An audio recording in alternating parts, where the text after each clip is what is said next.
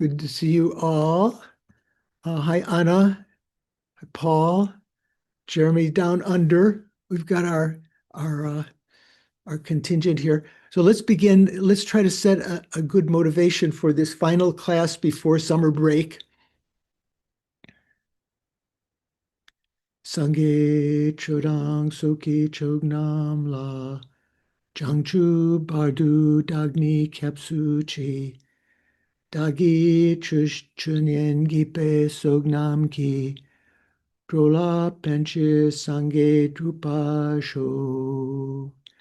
I go for refuge until I am enlightened through the Buddha, the Dharma, and the Supreme Assembly, through the collections I create, through listening to the Dharma.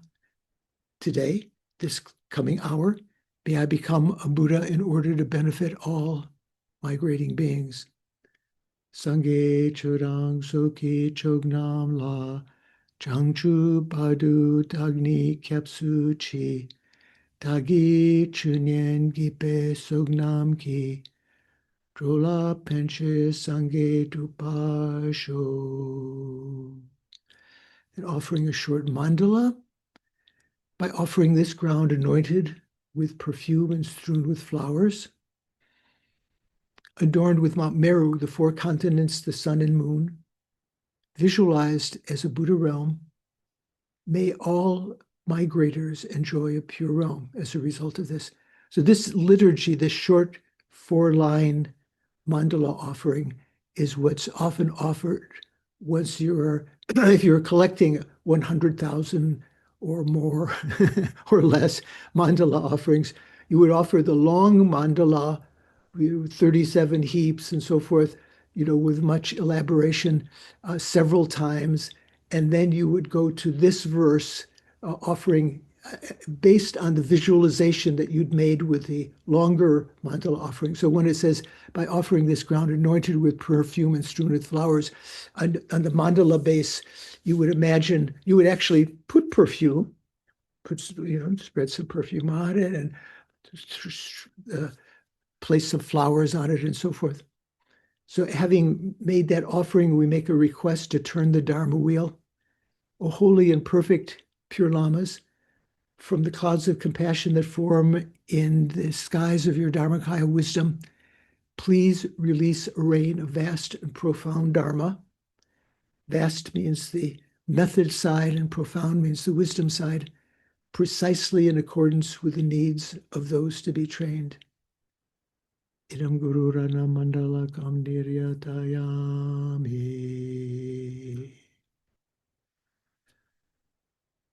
Okay. So also someone else has come here. Who is that? Damon is also here.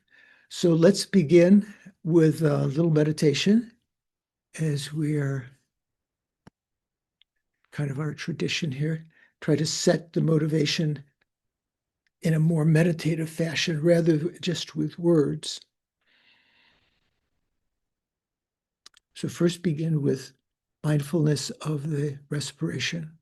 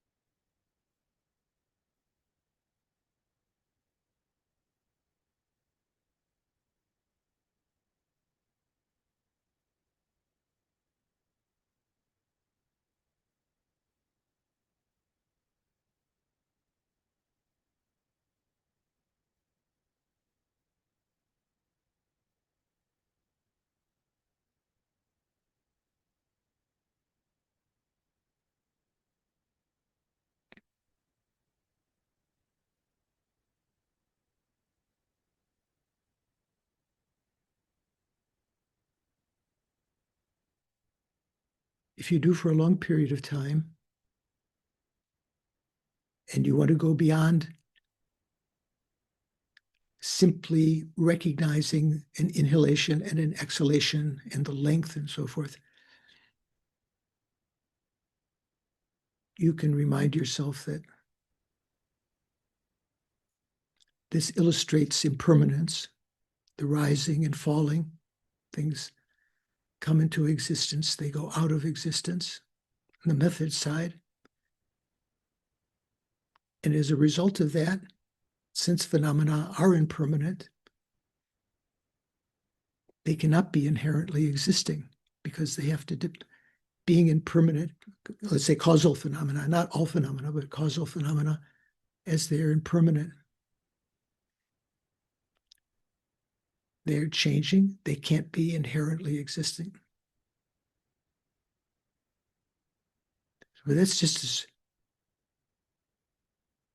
something in the, if your mind is prone to multitasking, you're watching the breathing, that's the main thing you're being mindful of. But you can keep in mind this other factor.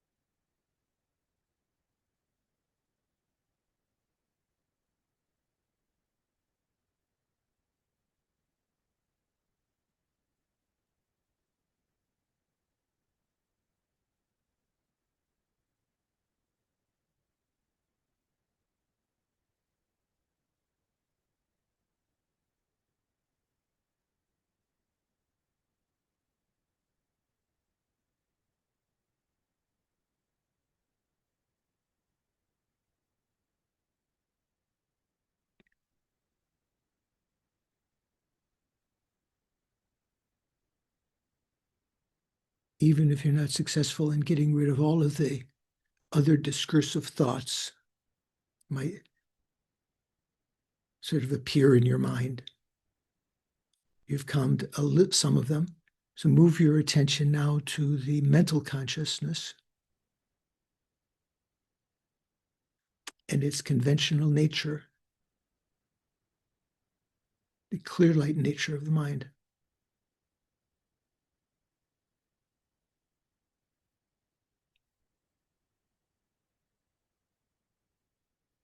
If you've done this enough times, you can use a remembering consciousness, try to bring that back, and then improve upon that.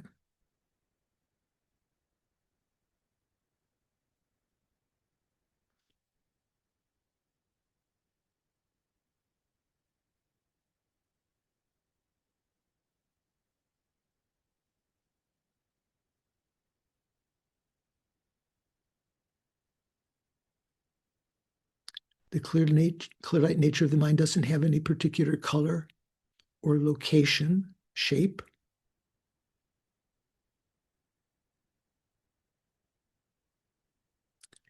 it's understood by the eyes of prajna and jnana, or wisdom and gnosis, if you want, or exalted wisdom.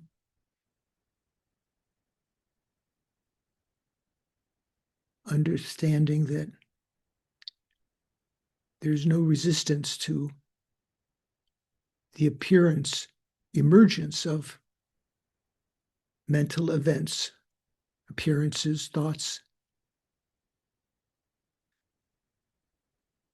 and there's no resistance to their reabsorbing into the mental consciousness our thoughts.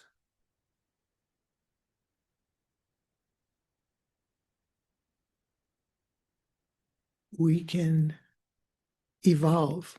This is the evolutionary Buddha nature, developmental Buddha nature. We can evolve, we can develop, we can get rid of our faults.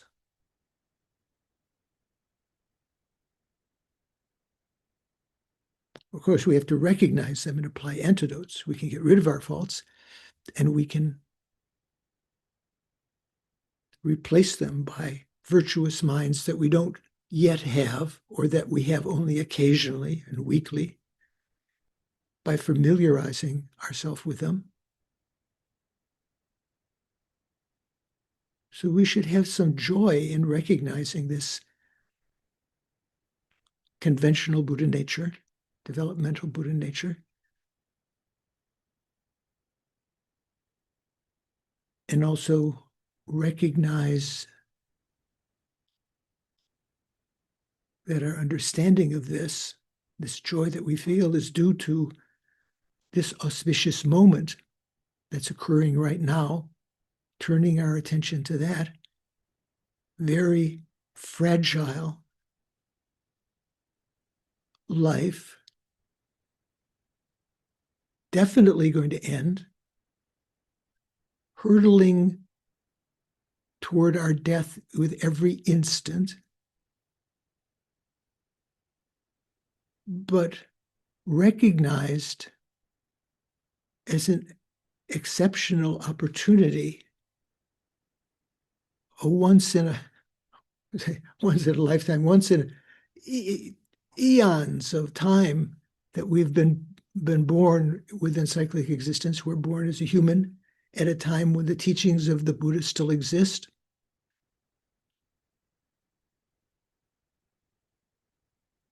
When there are all the cooperative conditions that we need, the existence of a spiritual community and spiritual friends, benefactors, donors.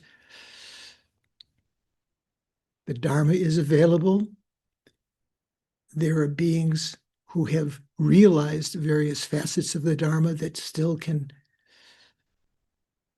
explain to us, commune with us.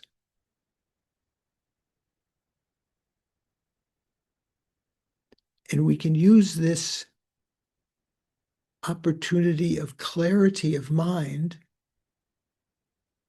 while all the resources are there and all of the most adverse conditions, such as being born in hell or as an animal or as a long-lived God, all of these adverse conditions are absent. We can turn our mind to the Dharma. But for the particular goal to make this life of leisure and endowment that's so rare, to make it meaningful, to aim either to achieve nirvana, liberation from cyclic existence, moksha, or, as the Buddha advised his more intelligent disciples, to strive for full enlightenment.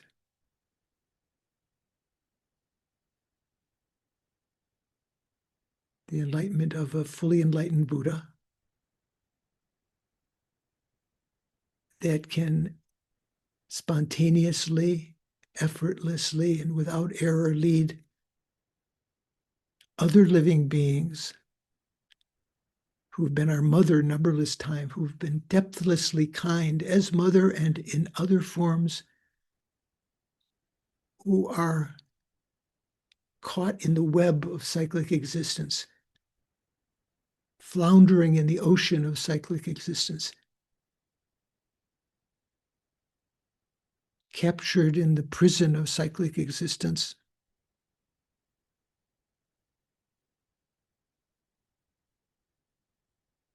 Lead them out of their suffering into everlasting happiness.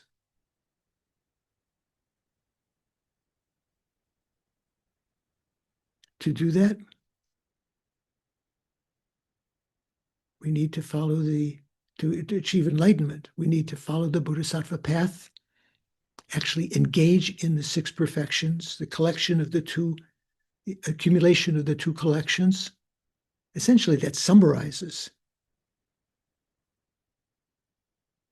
the six perfections, the accumulation of the two collections. Collection of merit, the collection of wisdom.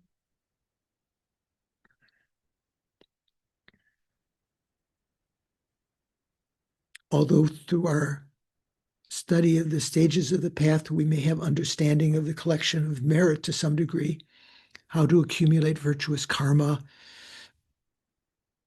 what are heavy actions to avoid, what are heavy actions to engage in, making offerings to holy beings and the Dharma and so forth.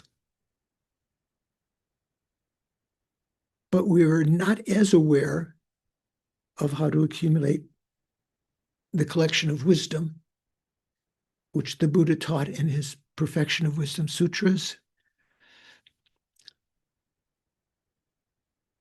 refined and reintroduced by Nagarjuna some several hundred years after the Buddha's passing away, the Mahayana, and especially Nagarjuna's fundamental wisdom, explaining the emptiness of phenomena and the emptiness of persons, selflessness of phenomena, the selflessness of persons, commented on correctly by Buddhapalita, and elaborated on by Chandrakirti in his Madhyamakavatara, and Chandrakirti's own commentary on the verses of the Madhyamakavatara, which were then commented on by Lama Tsong Khapa some several hundred years after Chandrakirti, closer to us, but still distant, in his Gompa Rapsel. So I think I'm going to participate today in the discourse about the illumination of the intention.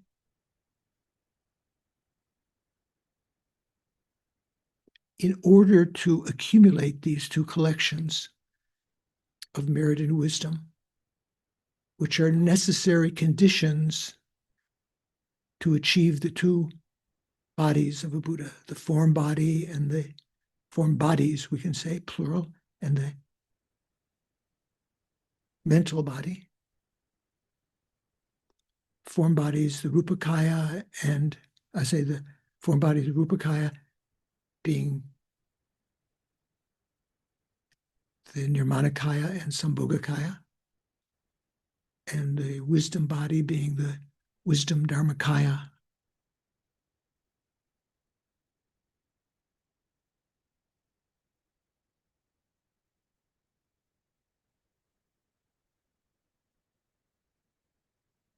I think I'm going to participate today in order to get closer to achieving that state by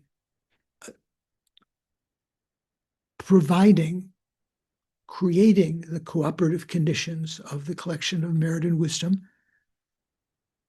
We already have the substantial causes of those, the subtlemost clear light nature of the mind, which will eventually become the Dharmakaya, and the subtlemost wind, which that mind is mounted on, subtlemost wind, that becomes the substantial cause of the form bodies of the Buddha.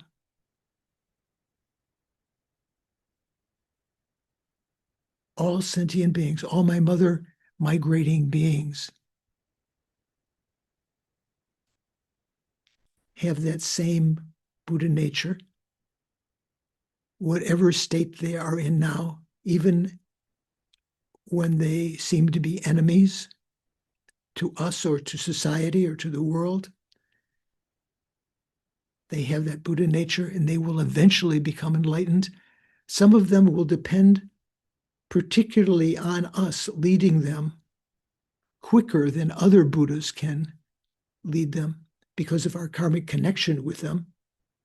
Even though we might appear in the same form before them, before other beings,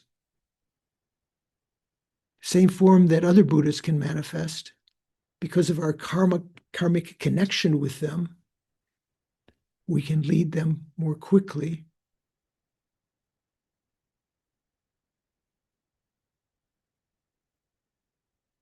I think I'm going to participate, listen, contemplate, meditate in order to achieve enlightenment for the sake of all mother sentient beings.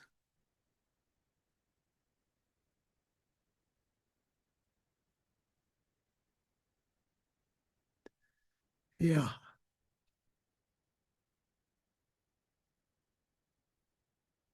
Good to see you all. Minto Vo is here also. Don is here.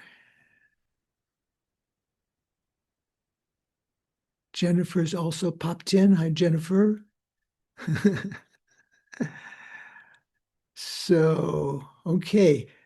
Before we begin,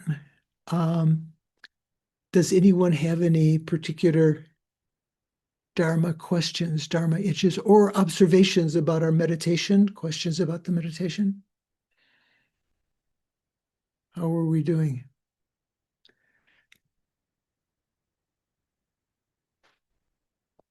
My eyes are getting so bad. I need to look here. So, Damon, you're relatively new to the class. Did you have any questions about what's going on? Were you able to follow meditation? Yeah, I mean it's a tall order. That's Yeah, all I can say. Yeah. yeah. Even the meditation that just to generate a motivation is a tall order. That's right. So, um, okay. So no one has any burning questions. Hi, KT is also here. Jennifer's thinking she has something. Um, I was trying to recall. So Paul and I were trying to figure out yesterday about the 12 links, and we were talking about emptiness being the antidote to ignorance, so that craving and grasping don't arise at the time of death, and our karmic seeds don't have an opportunity to ripen.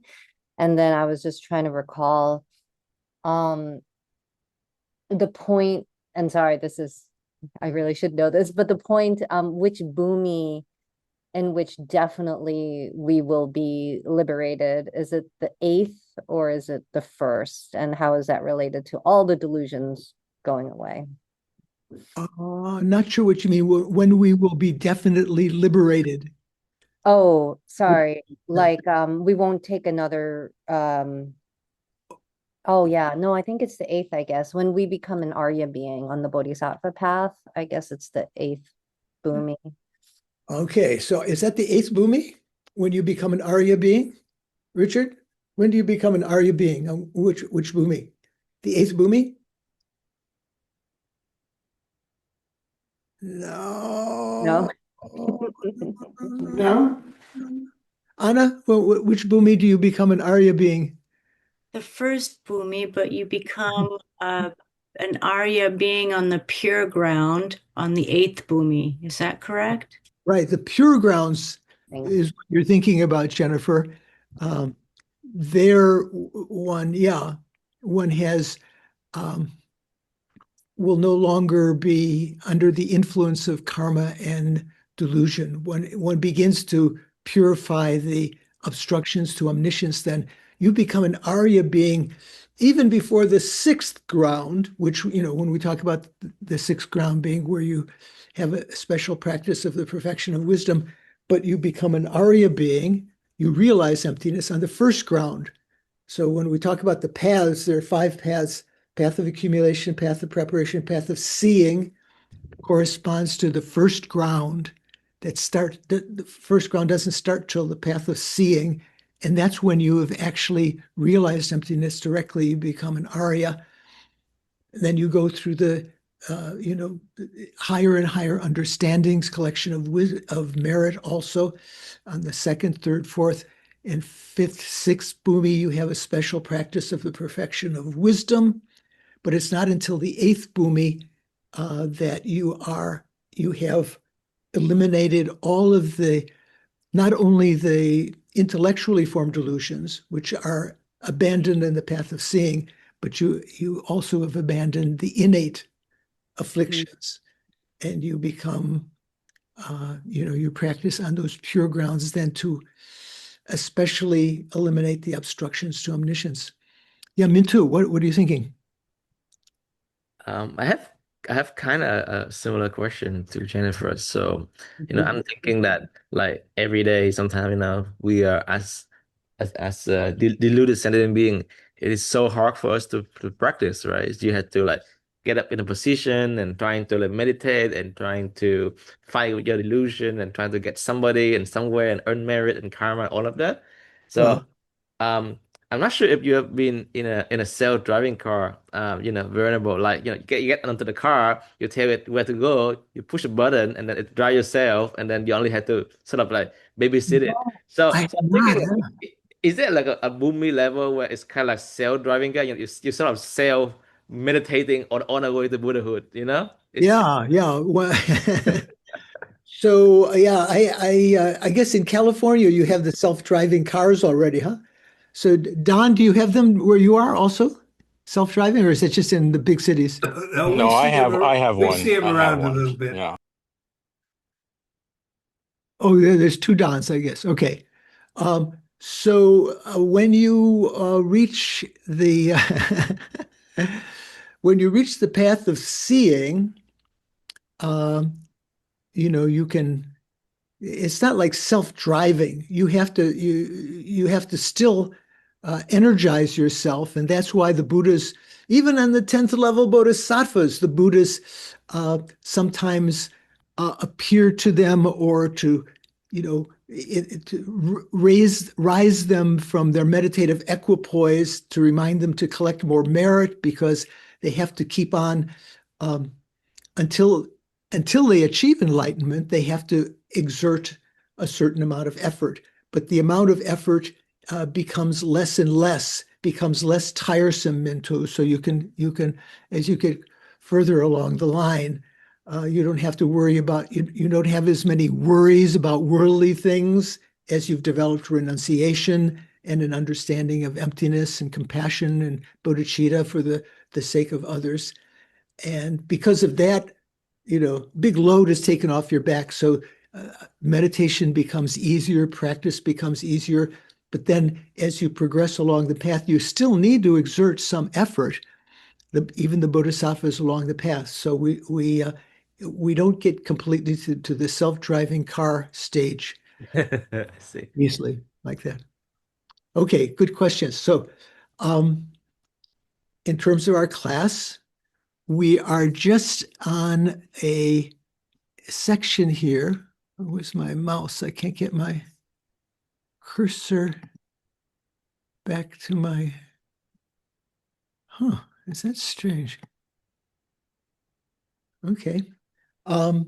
We are in a section in the illumination of the intent with a quotation.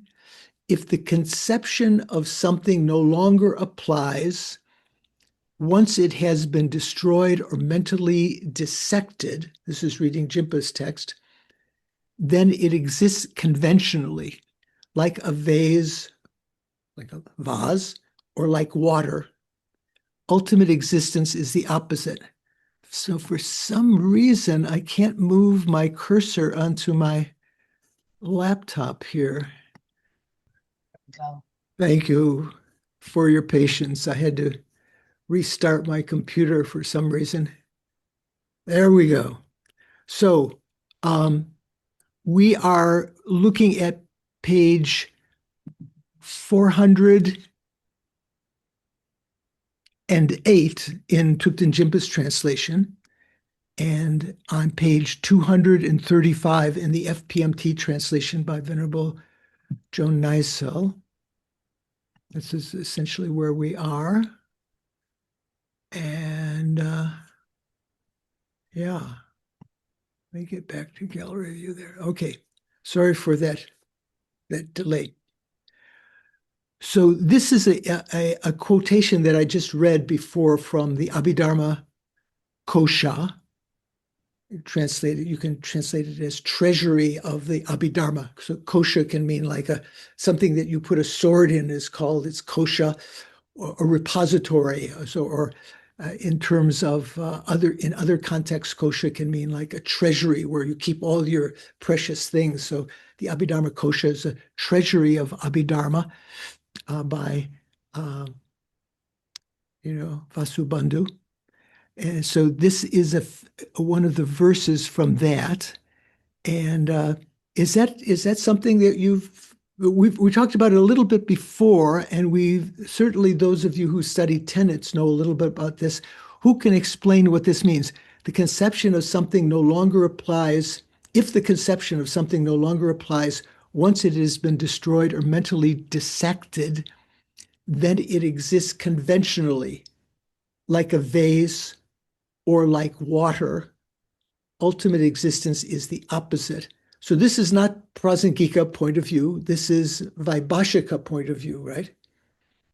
Who can explain that verse? Mikhail, can you give a stab? What does that mean? It's how they define or understand conventional and ultimate truth. So Right. whatever can be broken into, whatever disappears when you break it into parts, either physically or mentally, is conventionally existing, like a Right. pot. Yeah, that's more or less what's saying. So what that means is when we talk about in the higher schools, when we talk about conventional truth and ultimate truth, we have more sophisticated ways of approaching it. But from the Abhidharma Kosha point of view, if you had a mug, for instance, or a vase, or a mug or a jug or whatever, if you were to break it with a hammer, the conception of that as being a mug or a jug no longer appears to your mind. You might see the pieces on the ground and you think, "Oh, that's my broken mug," but you no longer have the conception that that's a mug because it won't even function as that. So for them, that shows it's a conventional truth. But if there are things that, and if you can divide something, if you can separate it mentally also, separate the parts of it mentally, and the conception of that phenomena no longer applies, then that is also called a conventional truth. But if there's something that you cannot, that will withstand that kind of breaking or analysis, that would be an ultimate truth. Like, say, for instance, partless atoms. Why can't you break them apart? Duh, because they're partless, right? So they would be ultimate truths. Partless moments of mental consciousness are ultimate truths because being partless, they can't be broken apart. Sean, just wait a second. I haven't, I'm guessing you're anticipating your question. So let's see what Lama Tsongkhapa's commentary on that is. So he's actually quoting here from Chandrakirti, which he often does. So this is essentially the commentary to that verse from the Abhidharma Kosha from the Prasangika point of view. So it says here, that thing whose conception no longer applies when it's dismantled he's using the word chom that we say destroyed or broken. What is dismantled into its parts has conventional existence. Yeah, say my car, if they were to take off the fenders and the windshield and all of the parts and pile them outside, there's no longer the conception of a car, right? That's a conventionally existent phenomenon. So he says, take a vase, for example. When it is smashed into pieces, the conception of, quote, a vase, unquote, no longer remains. Right? Is that pretty clear? That's pretty obvious, right? That's what we were just talking about. Things whose conceptions no longer apply when they are mentally dissected, in addition to being physically broken, if you mentally dissect something and the conception no longer applies, they also exist on the conventional existence, on the conventional level. Take water, for example. When the mind reduces it to Other properties. other properties, materiality, and so on, the thought water no longer applies. So now we're getting into, Sean question territory. So what does that mean? Who can explain that? Nadine, can you explain that? What does that mean when water is, when the mind reduces it to other properties? What does that mean? I was reading ahead and I didn't really understand it, so I cannot explain. I'm sorry. Oh, okay. Okay. Paul, do you have an idea what that is? Um,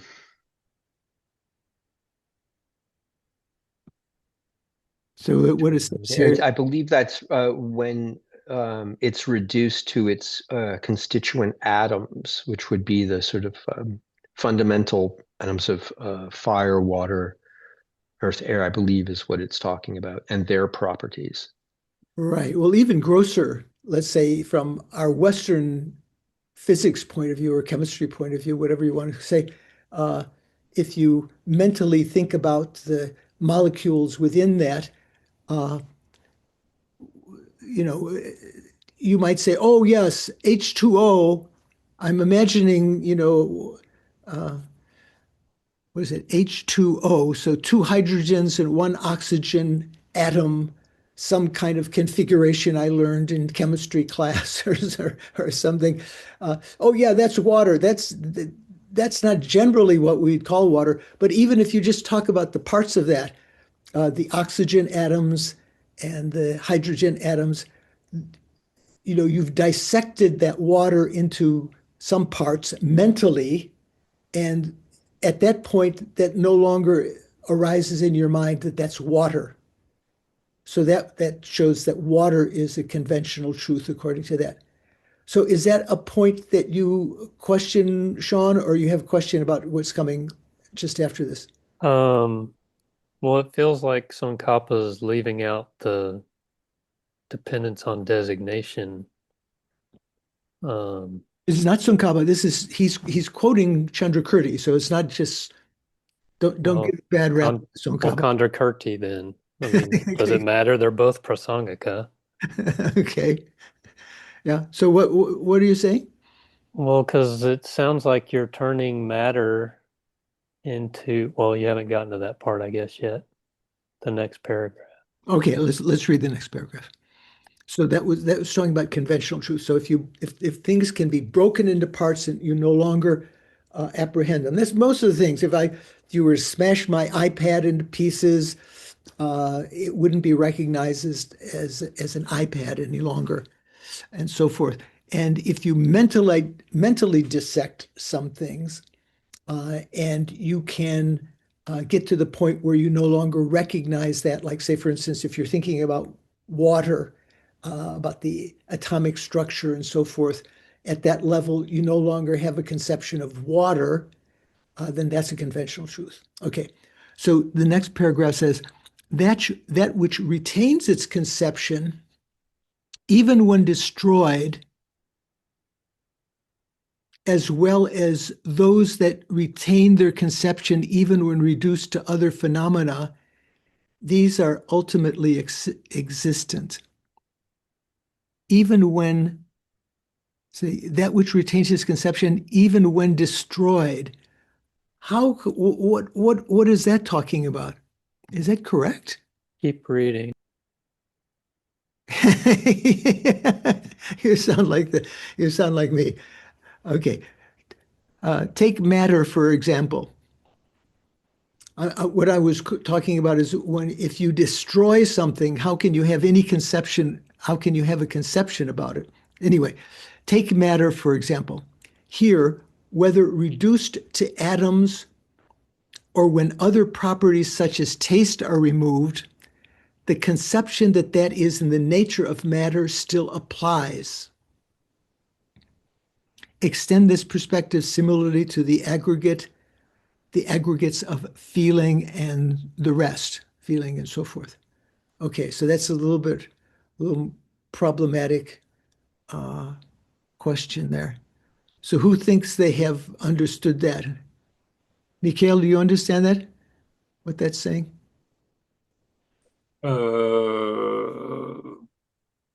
It's talking about the ultimate existence of things, right? It's getting to the what really exists. This is talking about still from the Abhidharma Kosha point of view, Vaibhashika point of view, right? Mm-hmm. And it's talking about, what is ultimately existent. So generally what we say, what is ultimately existent for Vaibhashika are partless particles and on the atomic level, and partless moments of mind. So it says here, that which retains its conception even when destroyed, as well as those that retain their conception even when reduced to other phenomena, these are ultimately existent. Take matter for example. Okay, so it seemed to be saying here that matter or form, Jimpa's translating it as matter, but the Tibetan word is zuk, and the Sanskrit word is rupa. So remember, I think last class we actually mentioned a little bit about this. The word form can apply to two different things. You can talk about visual forms which are objects of eye consciousness. When we talk about what is the realm of eye consciousness, what are its objects of perception? Shapes and colors, right? Shapes and colors are considered to be form, the visual forms, that which are the objects of eye consciousness. But the word form can include other things other than visual form. So the objects of ear, the sounds, are considered to be forms. The objects of smelling, odors, are considered to be forms, and so forth. So all of these are forms, or as Jimpa says here, matter. So he says, take matter, for example. Here, whether reduced to atoms or when other properties such as taste are removed, the conception that it is in the nature of matter still applies. So what this is saying is, if you consider form, the general kind of form, not just visual form, but if you consider that all of these forms are comprised of atoms of various kinds. Sometimes they're a little bit grosser level, like the atom of taste and the atom of odor and the atoms of tactility and so forth. But they have, even ordinary water in a lake, not to get confused with water again, but let's say water in a lake. Water in a lake has all four elements in it. It has the fire element, it has the moisture element or water element, it has the fire element, it has the earth element, and so forth. The example they give is that the fact that a boat a boat will float on the water shows that the water has earth element, right? From that point of view. So if you take apart all of those some other atoms or molecules, whatever you want to call particles from that, it still retains its identification as being form, even if you got down to the fundamental level. So something like form is also, from their point of view, an ultimate truth. Does that make sense, Paul? You follow? Richard, what are you thinking?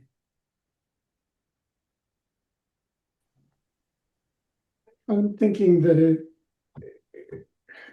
Does it make sense? yeah, it's I mean, I understand the explanation. I'm not sure it makes sense. That's another story. Right. So generally what we say are ultimate truths for the Vaibhashika are partless particles of matter, form, and partless moments of mind. But here it seems to be extending that to some other phenomena, such as if you just say form, if you try to mentally dissect form, it still has the identification as form. No matter how far you go down, it's still recognizable as form in the general sense of form, not visual form. So that's that category for Abhidharma Kosha would also be an ultimate truth. Seems to be what it's saying there. But a meaning generality is not an ultimate truth according to Prasangika, correct?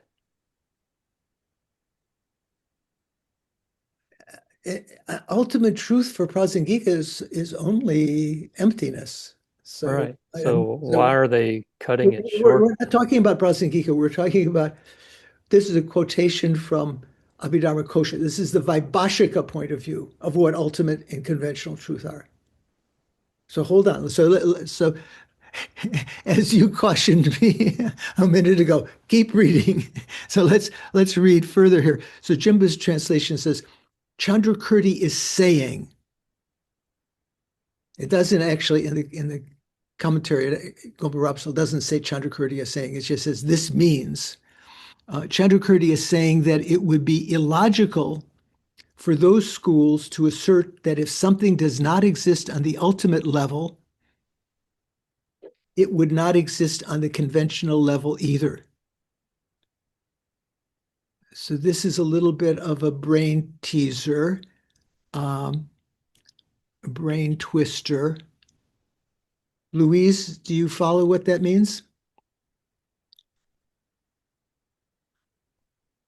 Let's dissect that. According to this school, the partless particles and whatever things can be reduced to are an ultimate. So, Yeah, that's true. But he says, wow. no, he said, So, so but it's also, but is he saying it for them? It also exists on, well, yeah. So it can just, so it well, exists look both at it on this an way. ultimate level. Look at it. So this previous paragraph in Jimpa's text that's set off there, this is more or less verbatim from Chandrakirti's auto commentary. So this is Chandrakirti's words. It's not something Lama Tsongkhapa has composed himself to explain that verse from Abhidharma Kosha. That was how Chandrakirti was explaining it. Richard, yeah. According to Jimpa's notes, the passage that begins, that thing whose conception no longer applies, I believe is Vasubandhu. Vasubandhu. Yeah, not Chandrakirti. Right. No, but that.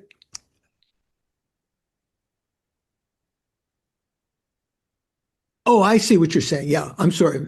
Right. The commentary on the Treasury of Abhidharma explains it in the following. Yeah. So this is from the Abhidharma Kosha Bhasham. Thank you for that correction. I was saying that was Chandrakirti's words, but Chandrakirti does, I believe, does quote that.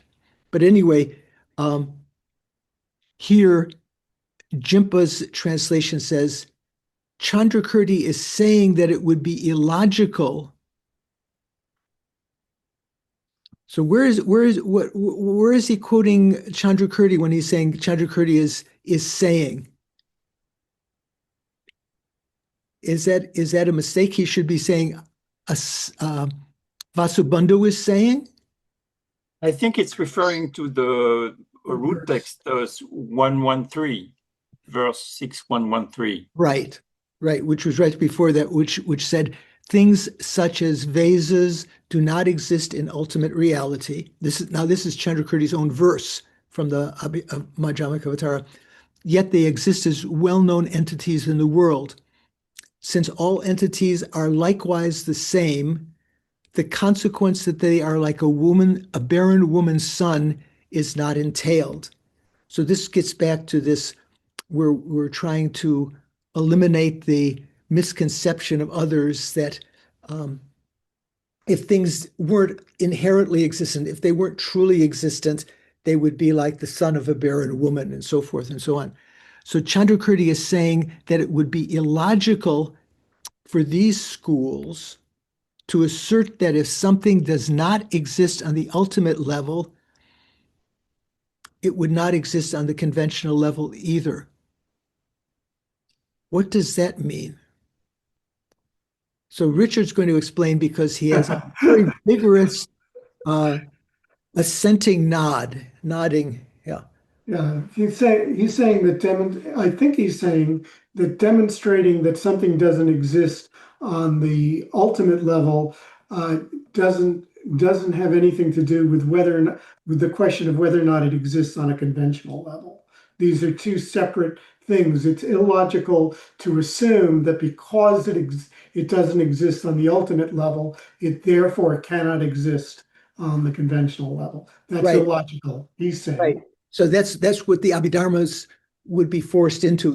So either one or the other. It's either a conventional truth or an ultimate truth. So the fact that it's not an ultimate truth doesn't negate that it's a conventional truth. But for Prasangika, if something is an ultimate truth, it also has a conventional truth. It has to have an existence. So let's see how that goes. Chandrakirti is saying that it would be illogical for these schools to assert that if something does not exist on the ultimate level, it would not exist on the conventional level either. That's illogical. He is not showing that what these schools identify as the true truths is in accord with the two that he himself presents. So in other words, Chandrakirti, when talking about the two truths, if something is a conventional truth, it is not an ultimate truth. If something is an ultimate truth, it is not a conventional truth. But if something exists, it has to have both a conventional existence and an ultimate existence, right? Its ultimate existence being emptiness. So that's the Prasangika point of view. Chandrakirti is not showing that what these schools identify as the true truths, like the Vaibhashika school, is in accord with the two that he himself presents. So the way that conventional truths and ultimate truths are presented in the Prasangika are different. Then he continues, for what these schools define as conventionally existent invariably involves what the Madhyamika understands as grasping at ultimate existence. So not just the Vaibhashikas, the Sautrantikas and lower schools of the Hinayana, even the Chittamatra, if something is conventionally existent, it would be, it would be what Prasangika would be considered truly existent. For the lower schools, things have to be truly existent for them to exist conventionally. Another way of saying. So continuing now, there's a play between the opponents and the Prasangika again. So it says, opponent. Now, if the four elements, which are the designative basis of vase and so forth, have substantial reality. So these are the four great elements, right? The earth, water, fire, air, so forth. If the four elements, which are the designative basis of vase and so forth, have substantial reality, it would then be logical to use the term like vase and so forth because there will be a cause or basis for such designations. So he's saying that you can designate a vase if its basis of designation really exists, if they have substantial reality, if they're substantially existent, which Prasangika would say is the same thing as saying, inherently existent, if something is substantially existent. So this is their point of view, that you have to, you can designate the vase if its basis of designation substantially exists. However, since according to you, Madhyamikas, all phenomena are mere designations. In other words, there's not going to be any substantially existent basis of designation. They're all designations. According to you, Madhyamikas, all phenomena are mere designations. There's no designative basis that is substantially existent. From Prasangika point of view, we're saying, yeah, that's right. There's no substantially existent basis of designation. Even the basis of designation is just imputedly existent. It's just designated, right? I'm not sure. Is that right? Jeremy's thinking, well, yeah, I see. What do you think, Jeremy? Is it making sense? Yes, thank you. Sorry, could you remind me of the definition of substantially existent here in this context? So existing as a substance. So generally, when there are different meanings of substantially existent, and we've mentioned it several times during the course. And in the Drangne Lekshe Ningpo, Lama Tsongkhapa's big text, he mentions several different meanings of it. Also in the what's it called? In the Ocean of Reasoning. So when we talk about substantially existent, we're talking about the difference between imputedly existent and substantially existent from the lower tenets point of view. So something is either substantially existent or imputedly existent according to them. So if something substantially exists, that means if you say, for instance, if you perceive it, like say you see it with your eyes, like a flower, then the perception of that arises. But if something is imputedly existent or designatively existent, like say an army, if you just see part of that, you are not seeing the army. The army is only designated to that collection of parts. So something is substantially existent is something that is perceived even without having to impute any kind of name to it. And I'm not doing justice to that. Paul, can you improve upon that? No, I thought that was perfectly clear, Venerable George. Thank you. All It right. would be irreducible. Say again? Sorry, it would imply that it's irreducible then. So, yeah. So, yeah. So something which is substantially existence, it has some substance to it, which is sort of real, whereas something which is designatively existent doesn't exist on the same level of reality. It's something that's only understood conceptually, like an army. When you see this, when you see the soldiers, if you haven't been trained in terminology or as to what this collection of soldiers is called, you wouldn't necessarily call that an army. But if you see a soldier, that's supposedly substantially existent. That's some substance that appears to you directly. So Thank you. from a higher tenet's point of view, that's not logically correct. But anyway, let's see, how are we going here? So the opponent says, now, if the four elements, which are the designative basis of vase and so forth, have substantial reality, it would be logical for the terms like vase and so forth and so on, for there will be a cause or basis for such designations. However, since according to you, Madhyamikas, all phenomena are mere designations, there is no designative basis that is substantially existent. So there's nothing that has an actual substance. For you, Prasangika, you say there's no substance out there.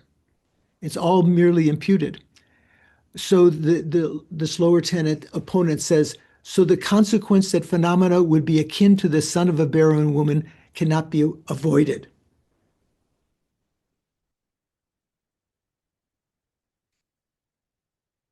So what is this saying? According to you, Prasangika, if phenomena are not substantially existent, we claim then all phenomena would be like the son of a barren woman. They wouldn't exist. That's what the lower tenets say. Okay. So the Prasangika replies, this assertion too is untenable, or we could just say this is incorrect. What you just said is incorrect. For you cannot prove that the basis of designation has to be substantially real. This is what the lower tenets are saying. They're saying the basis of designation has to be substantially real. Say, for instance, when you talk about the person, for the lower tenets, they would say the person is imputedly existent. The person does not substantially exist, right? Where have you heard that before, Anna? The person does not substantially exist.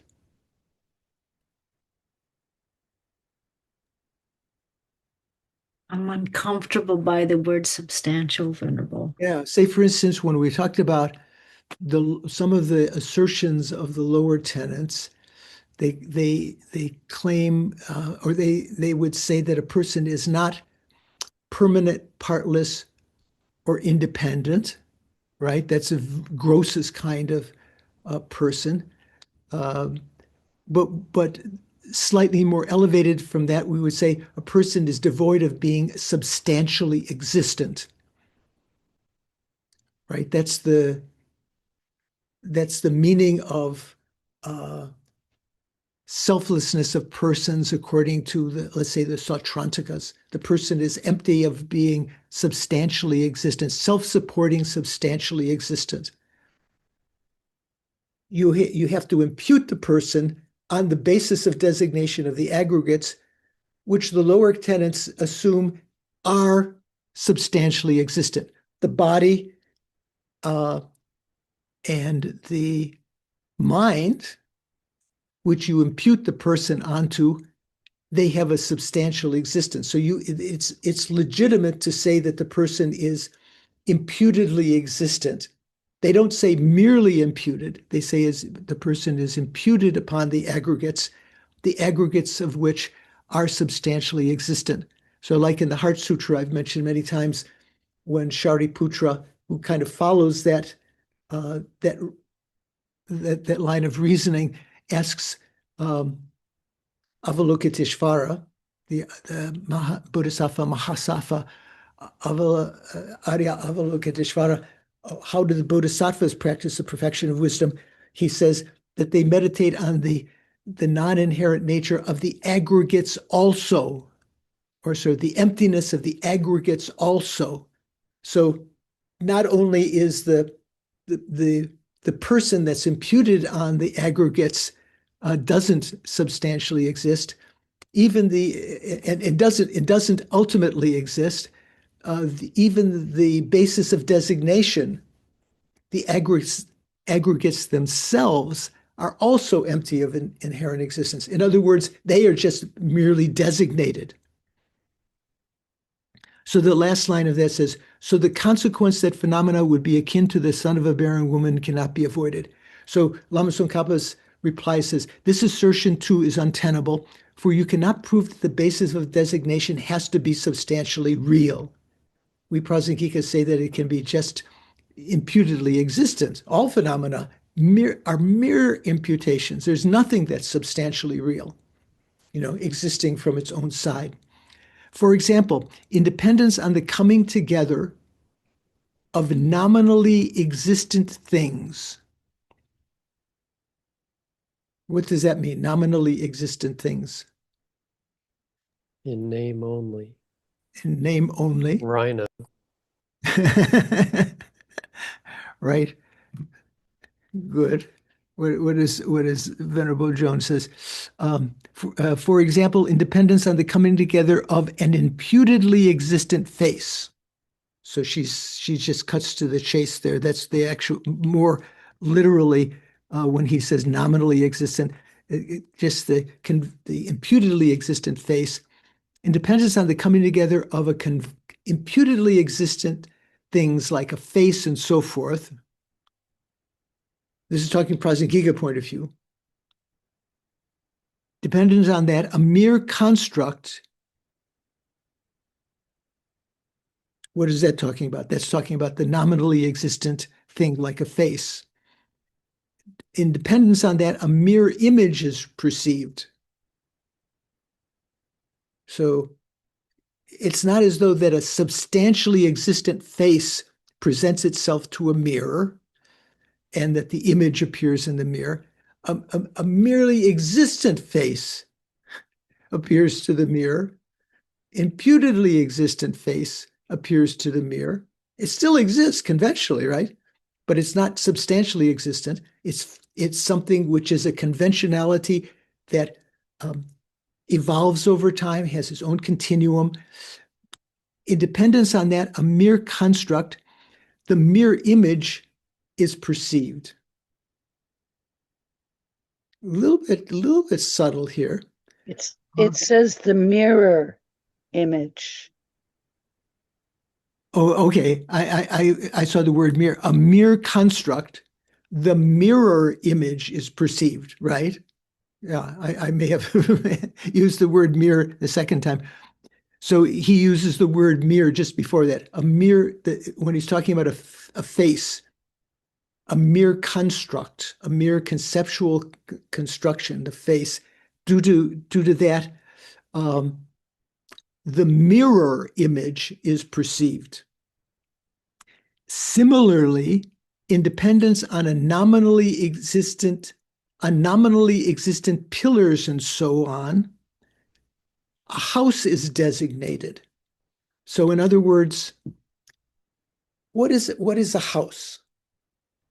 A house, most people would, if they thought about it, if you were, you have a discussion with someone who's more than interested in only Saturday afternoon football or something like that, they would say, yeah, well, I understand. A house is something that you give a name to in dependence on its rooms, right? On the space and so forth. Or in this case, in the pillars and so forth, the various elements, the walls, and so forth. All phenomena are merely designated. Like, say, for instance, when we talk about the government, what is the government? The government is a name you give to a certain number of parts, and even those parts may vary according to your political persuasion, right? Anyway, let's say, getting back here. Similarly, independence on nominally existent pillars, imputedly existent pillars, and so on. A house is legitimately designated. I've added the word legitimately. It's validly designated. And on the basis of trees, individual trees, a forest is imputed. This is Prasangika point of view. So just as in a dream, where one perceives the arising of sprouts that are in actuality, which are in reality unborn by nature. They're not inherently produced. What does it say? So just as in a dream, one perceives the arising of sprouts that are in actuality unborn by nature, it is perfectly logical for the designative bases themselves to exist only nominally when it comes to all things that are themselves nominally existent.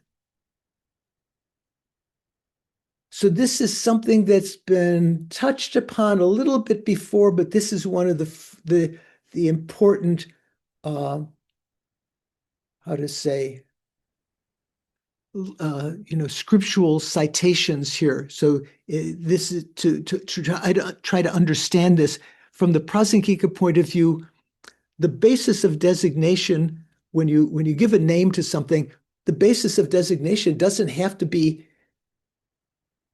inherently existent. It doesn't have to be substantially existent, to use the terminology of the Abhidharma. It can be it itself, the basis of designation itself can be imputedly existent. Well, when you think about that, let's say if a house is designated upon its parts, the pillars, we would say the walls, maybe your house, my house does have some pillars in it, but maybe your house is mainly its walls that separate and hold up the roof and everything. If a house is designated like that, how about the community? Your housing development. There's a whole bunch that's designated on those houses.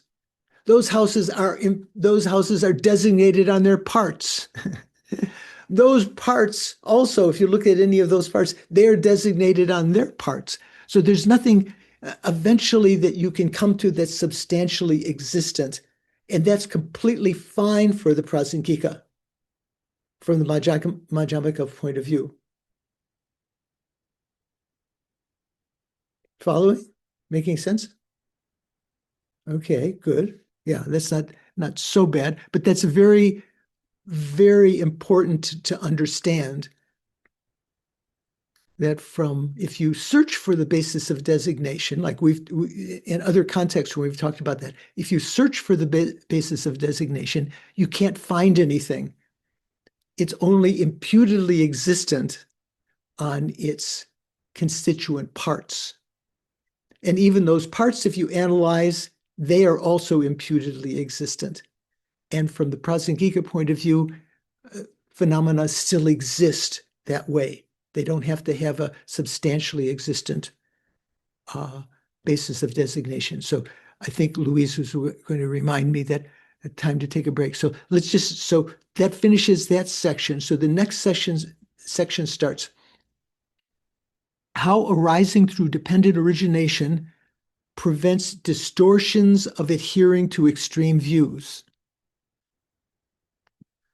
Or as Venerable Joan translated that, I think sort of a little more clearly. How to cease wrong conceptions that hold to an extreme by means of the very production that is dependent arising. How to cease, or let's say how by means of production that is a dependent arising production, you can cease wrong conceptions that grasp to extremes. Okay, so let's see what this is talking about.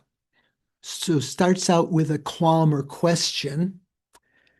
Since you, Madhyamaka, have rejected arising from self, from something other, from both, and from no cause, on the level of both truths, right? So Nagarjuna's first verse in Fundamental Wisdom, there's nothing that arises from itself or other or both or neither, no cause and so forth. That's your position, Madhyamaka. Since you've done that, how then should one ascertain arising in the conventional sense? How could you have arising? You've refuted the four possibilities. How then should one ascertain arising in the conventional sense, such as that of volition and consciousness from ignorance? So he's taking immediately the example from the 12 links. So from ignorance, the first link, there's the production of karmic formations, or is translated here volition, samskaras, and due to the condition of karmic formations, there is consciousness, the third link, which means the imprint that's left in the consciousness. That's what it's talking about then. So how then should one ascertain the arising of in the conventional sense, such as that of volition and consciousness from ignorance? How can one ascertain the arising in the conventional sense of a sprout from seeds and so on? Yeah, good question. So basically, this is asking, how do you, Prasangika, present the conventional production? So we've refuted production before, but we always have been mentioning that still things can be produced conventionally as merely produced, not inherently produced. So in terms of that, this next stanza is important, 6.114, stanza 114. Because entities do not arise from no cause, causeless, from causes such as Ishvara, that would mean something other. So that's two. From self, from other, or from both, they arise entirely through dependence. So phenomena are dependent arisings. They don't arise from inherently existent self, inherently existent other, inherently existent both, inherently existent lack of causes. And so the commentary to that says, because entities do not arise in the manners described above, by themselves, from no cause, from causes such as Ishvara and so on, indicating from time, from individual atoms, from primal substance, from being, or from Narayana, nor do they arise from self, from something other, or from both. This or that effect arises entirely through dependence on this and that cause and condition. So always we're talking about something arises in dependence on something else. Like say, karmic formations arise from ignorance. Consciousness arises due to the condition of karmic formations and so forth. This simple fact is the rejection of arising from the four extremes does not undercut, does not contradict everyday convention of cause and effect. And to substantiate that, he says, the Buddha states, for example, this is in a sutra, here the terms that refer to phenomena. Here are the terms that refer to phenomena. It is thus. You would say tayata, right? This is how it is. If this exists, that comes about. This having arisen, that arises. Conditioned by ignorance, volition arises. So this is from a sutra, we'll go into detail about this, that Jimpa identifies as he calls it the story of origin sutra in that note 729. The story of origins sutra, the Abhinishkrama na sutra. And this was Hmm. Yeah. Story of Origin Sutra. So yeah, so let's take a break, and I'll explain a little bit about this after the break about this sutra. Yeah. On which level can bodhisattvas, this is what Mintu is asking, can bodhisattvas communicate with other Buddhas? Well, what do you think? Who knows? What I was the think it could be question? like pretty high, right? No. You're not. Don't answer your own question because you're asking. What was the question? At which level can bodhisattvas have a communication with Buddhas? What do you think? Certainly on the path of seeing, right? Because on the path of seeing, the bodhisattvas can perceive the Sambhogakaya aspect of Buddhas. Remember, that's the Sambhogakaya aspect of Buddhas is one that only appears to Arya bodhisattvas. So bodhisattvas that happened to live when the Buddha existed, they could actually have conversation with the Buddha. That's not what you're thinking of, Mintu, but that's right.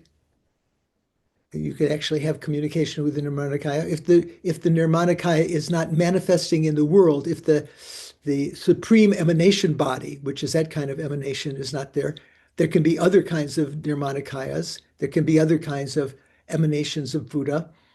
And you can actually, due to your karma, you can have, you know, perception of them. Okay, let's leave that for the time being and get back to our material here in Gompa Rapso.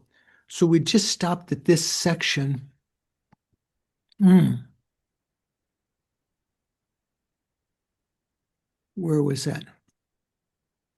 Oh yeah, this quotation. So it says, the Buddha states, for example, here are the terms that refer to phenomena. It is this, it is thus. So that's ditate. So we would say in mantras and so forth, we would say tadyata, right? Or tayata, the Tibetans say, it is thus. If this exists, that comes about. This having arisen, that arises. Conditioned by ignorance, volition arises. So Jimpa identifies this as the what is it again? The story of Origins Sutra. So this is also so if you look in the Princeton Dictionary of Buddhism that I've suggested is a great resource. So let me just read to you from their entry for the sutra. There they translate it as, in Sanskrit, the Sutra of the Great Renunciation. So this is Niskrama Niskramana Sutra is what Jimpa takes it as. So this is the Princeton Dictionary translates it as the Sutra of Great Renunciation rather than the story of origin. So what is this talking about? Yeah. Remember when we talked about we gave a PDF, I think it was last week or the week before, on the what was it, going forth, the sutra and going forth? Right. What was that called, Doris? Do you remember? I want to say the same thing that you said, and yes, it was last week. So that was many stories about how the rules of monasticism came about, how Shariputra first met the Dharma through coming in contact with Ajita and Ashvijit rather, and how he communicated that to his friend Moggallana, and they both became disciples of the Buddha. That was one that was talking a similar kind of language, but this is now talking about the Great Renunciation, Sutra of Great Renunciation, the going forth of the Buddha, how the Buddha actually left home, after having all of these luxuries and seeing, going out the four gates of the compound and seeing these various things, developing the wish to leave cyclic existence.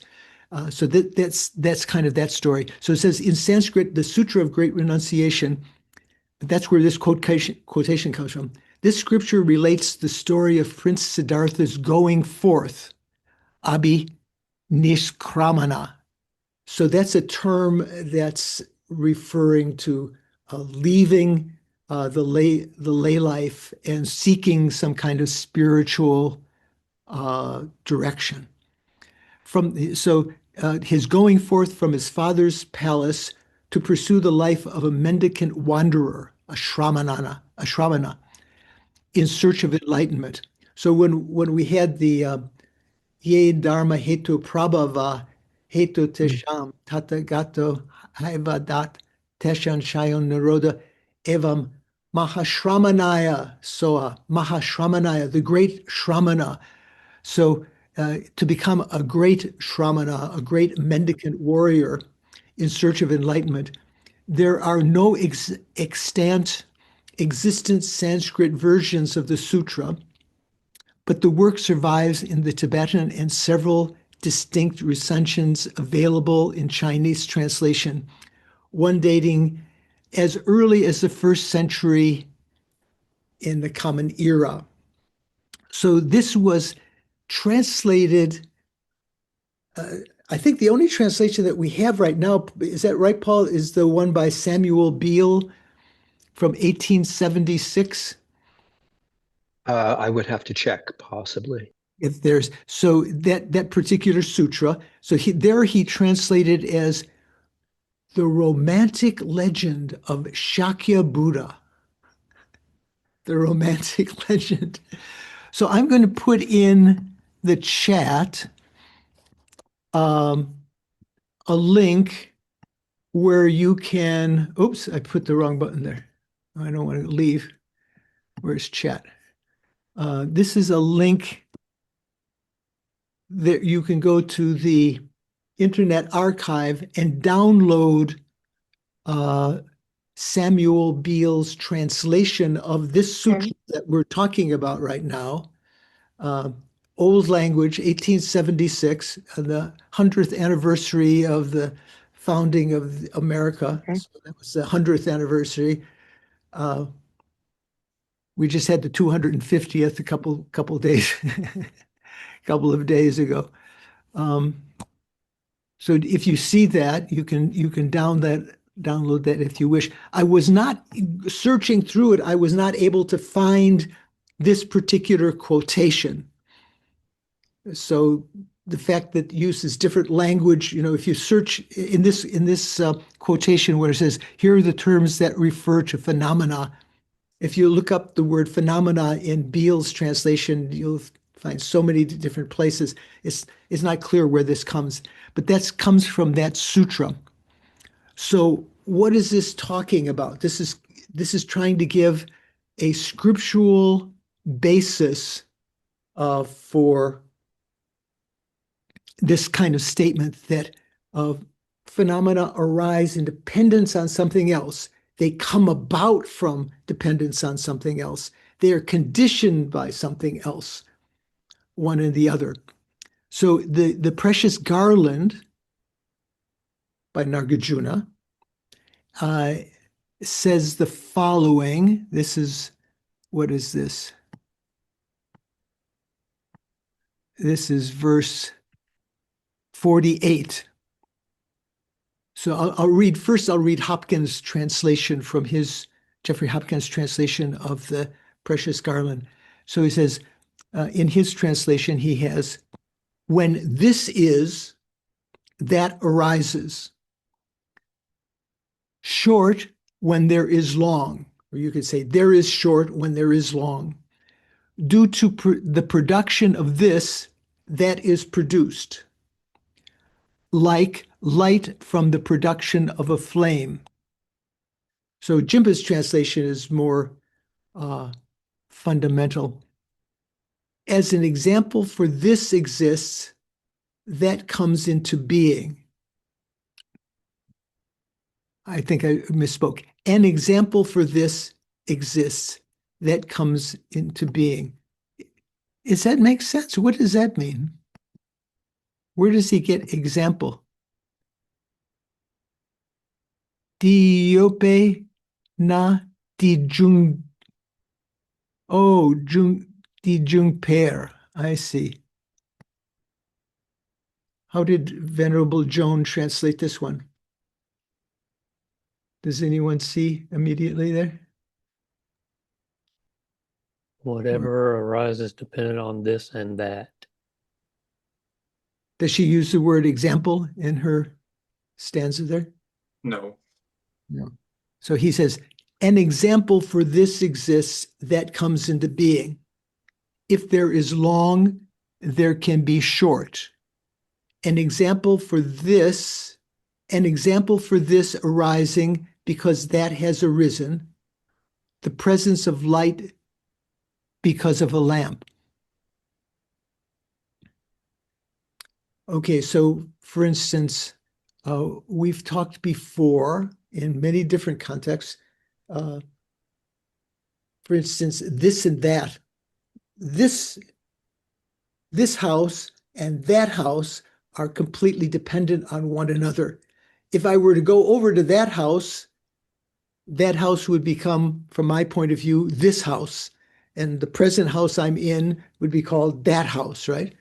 Right now, there's that mountain over there and that which is over here. They're dependent upon one another. Well, maybe that's why he's using the word example. An example for this exists that comes into being. Does he mean the following is the following? If there is long, there can be short. Yeah, if long exists, there can be short. If short exists, there can be long. But they don't exist, long and short don't exist substantially or inherently. They're only in relation to one another. They're dependently connected like that. So then he gives another quotation from Fundamental Wisdom. What is this? This is, yeah, I thought I had pasted this in here. I misquoted it earlier, George. It was in Jones, it says, when this exists, that arises. Just as when long exists, there is short. Due to the production of this, that is produced just like light due to the arisal of a flame. So she's translating Pirna as just as, yeah, for example. Jimba's translating for example, yeah. So this is these two verses from the Fundamental Wisdom. Yeah, that's strange. I had put that in. Let's see. This is Thupten Jimba notes. This is note 731. This is chapter 8, verses 12 and 13. So chapter 8 is, I think, what is it, Paul? Agents and actions? I think so. That sounds right. Or is that fire and fuel? No, I think you're right. I think it's agents and actions. Yeah. So that's Fundamental Wisdom has, what is it? How many chapters? 27.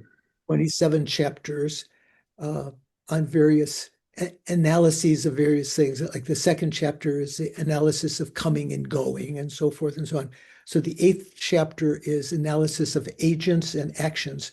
So that means creators and that which they create, right? The actions that they create. And so this is verses 12 and 13 from that chapter. And I had another translation, but I didn't paste it in here, so I can't get to it right now. So Thupten Jimba translates it this way. And so what you can do is if you have, for instance, Ocean of Reasoning, Lama Tsongkhapa's commentary that was translated into English, this big, thick volume. Yeah, I don't have that here in front of me either. You can check the translation there. So he says, an agent depends upon the object of the act. So agents, someone acting to do something doesn't exist inherently. It depends on the action that it creates. That you can designate an agent depends on the fact that there is an act. If there is no act, you can't designate something as being an agent or a creator, right? If there's nothing, let's say, if there's nothing created, you can't designate something as being a creator. An agent depends on the object of the act. An object, too, originates only in dependence upon the agent. Other than this, no cause of establishing the two can be observed. Making sense linguistically? Yeah. Don, are you following? Yeah. I guess that was it. That was yes. Okay. Yeah, you were still muted. That doesn't matter. Don't worry. So the next stanza says, we should likewise understand appropriation, for it is revealed to consist of objects and agents. So what does appropriation mean when we talk about the appropriated aggregates? So for instance, there's a consciousness that's going to be reborn, and when it appropriates those aggregates, that's the moment in which it's about to be born into those aggregates, right? That's one example of that. We should likewise understand appropriation, for it is revealed to consist of objects and agents. Through this analysis of object and agent, understand all remaining entities as well. And Jimpa's note there, 731, just mentions that it is from the Mula Madhyamika Karikas, chapter 8, verses 12 and 13. So you can check other translations of that. So Lama Tsongkhapa continues, only this much is stated and nothing about arising from any of the four extremes. So the Prasangika presentation doesn't talk about arising as dependent upon arising from self, from other, from both, from neither, and so forth. It only talks about arising independence. And this theme will come again and again. And this is the origin of the expression dependent arising, that phenomena are dependent arising. It is also considered the reasoning called dependent arising is called the king of reasonings to prove emptiness. So let's continue with Lama Tsongkhapa's commentary there. He says, so just as the Buddha taught arising of mere conditionedness, right? What is that in Tibetan? Dita Yahweh Kenni Dipasam. So this is a very famous thing that we'll be talking about when we come back in September again.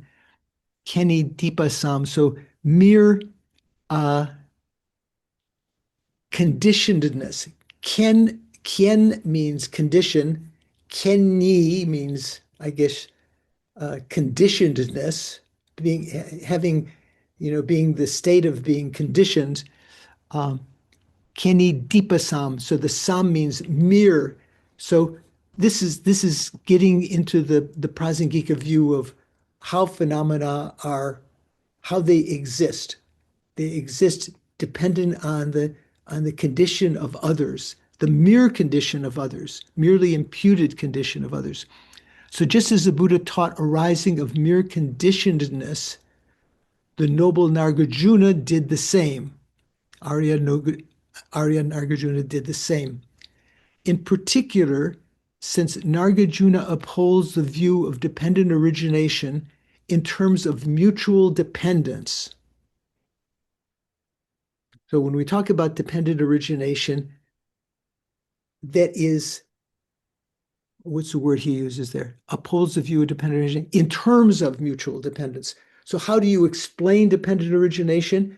You explain it in terms of mutual dependence. This arises in dependence on that. So the fact that ignorance exists in dependence on that, there can be the existence of karmic formations. In dependence on the existence of karmic formations, there can be imprints and consciousness and so forth.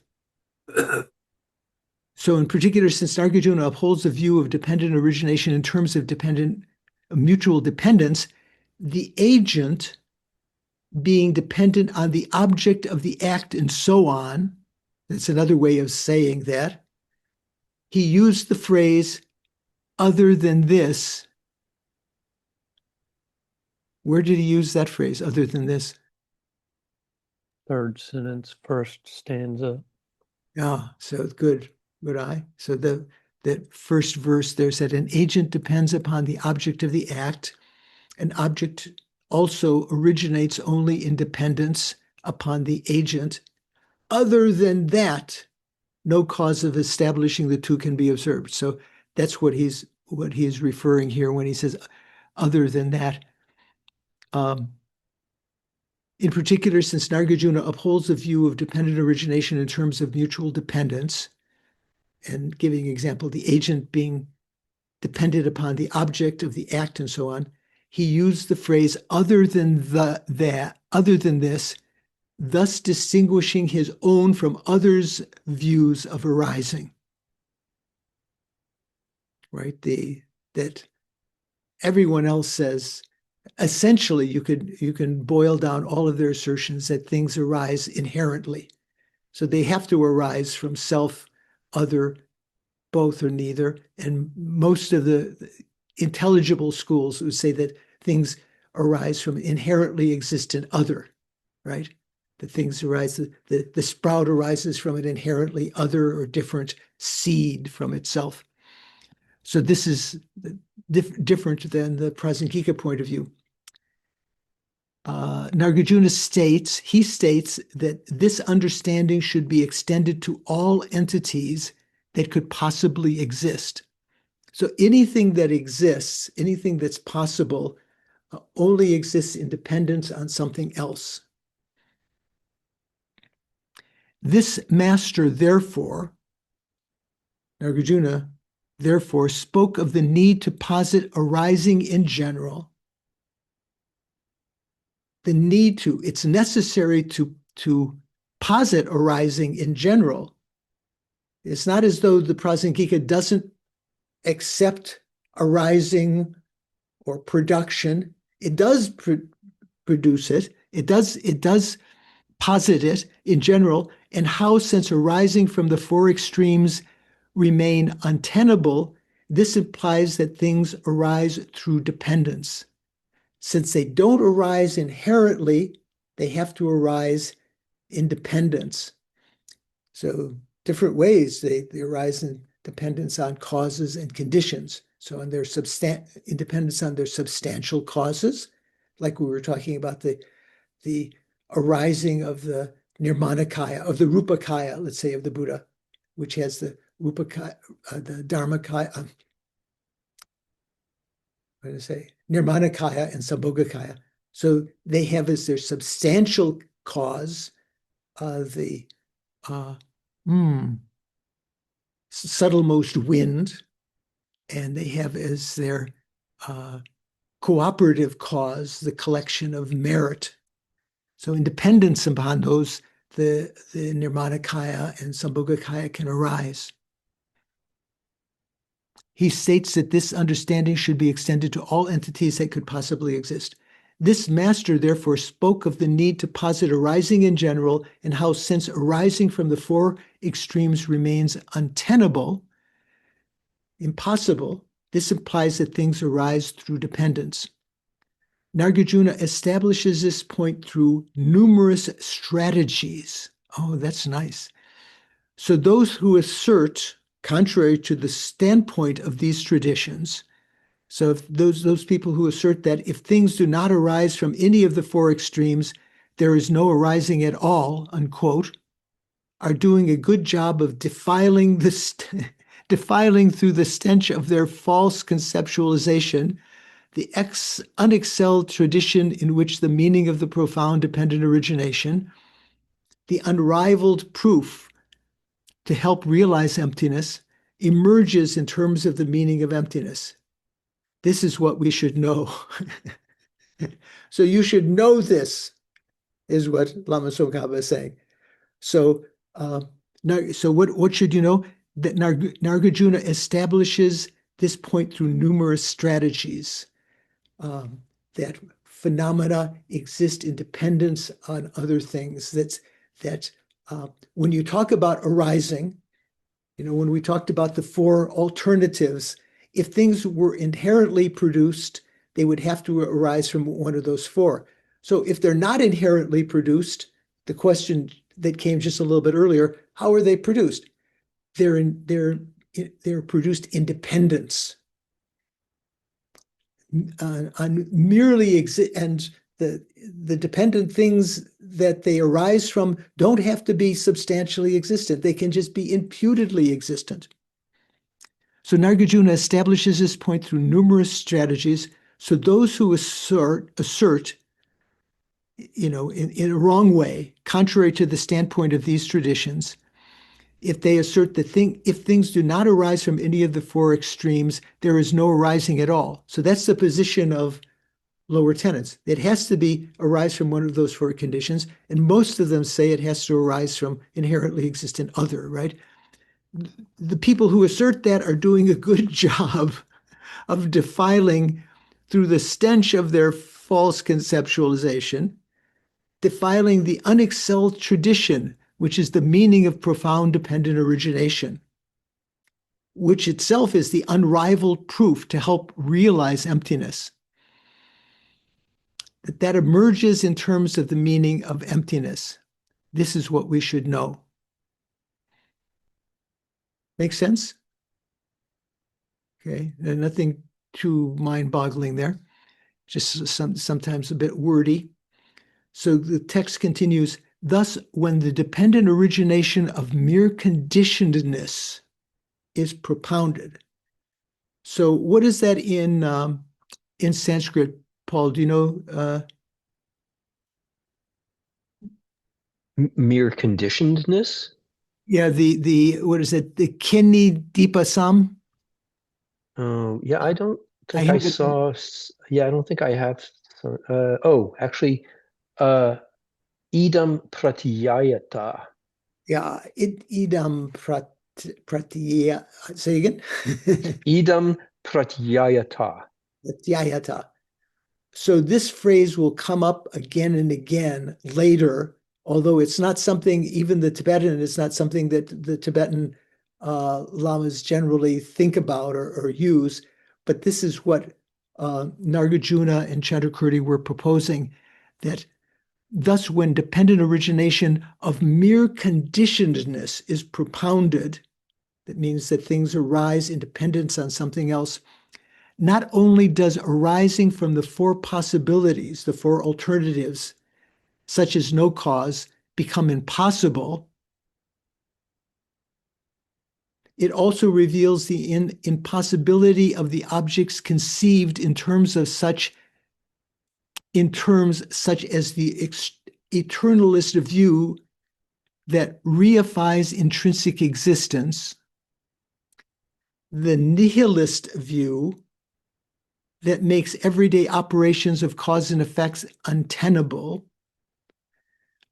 permanence in the sense of something that existed at an earlier temporal stage, persisting at subsequent temporal stages, impermanence in the sense of momentariness with intrinsically existent preceding and subsequent instances. All of these are being refuted, and the essential existence of the absence of entities and non-entities. Wow. That's a mouthful, right? What is this saying? Thus, when dependent origination of mere conditionedness is propounded, so this is when one explains how phenomena actually arise in dependence. Not only does arising from the four alternatives, remember these four things they become impossible, but it also reveals the impossibility of the objects conceived in terms such as the eternalist view. So eternalist view, the view of permanence, is what we say one of the extremes that reifies intrinsic existence. That means that sort of imputes something that's not there. The eternalist view that the self continues, that phenomena continue, and so forth, or let's say the eternal soul, the sense of something that's permanent and that continues on like that. The eternalist view, that's the view of permanence that reifies intrinsic existence, that if that was intrinsically existent, if that was inherently existent, it would continue to exist. It refutes the impossibility, it reveals the impossibility of the nihilistic view. So the nihilistic view that thinks there is no cause and effect, such as some Charvakas, right? That said there was no cause and effect, things just rose naturally, in which case one wouldn't be motivated to try to create virtuous karma and so forth. So it reveals the impossibility of the nihilist view that makes everyday operations of cause and effect untenable, impossible. It reveals the impossibility of permanence in the sense of something that existed at an earlier temporal stage, persisting at subsequent temporal stages. And it reveals the impossibility of impermanence in the sense of momentariness with intrinsically existing preceding and subsequent instances. So that kind of impermanence where you have the belief that the lower schools would say, yeah, you do have impermanence. One inherently existent moment gives rise to another inherently existent moment, but that's impossible. If they were inherently existent moments, they wouldn't be able to arise from one another. Following? We're making sense? Mikhail, what do you think? Yeah, I'm puzzling on the very last item of the list. Yeah. In Jinpala's translation. He's saying the essential existence of the absence of entities and non-entities. But there is not MEPA twice. I mean, it's just saying the essential existence of the two, things and non-things. Yeah. I don't know why he's adding absence of. Yeah, I think he's taking one of them as being the absence. How does he put it there? He says, thank you for pointing that out. And the essential existence of the absence of entities and non-entities. But that does not really make sense to me. I mean, yeah, go on. Venerable Jones is much easier and straightforward to me. Right. How does she translate that one? Yeah, the conception of the two, things and non-things, as established by way of their own entity. Right. So that's essentially what's being talked about here. So this reveals what do we say here? Reveals the impossibility of things and non-things as being inherently existent. So lower tenets would say that things are inherently existent and non-things are inherently existent. So the Prasangika shows that this is impossible.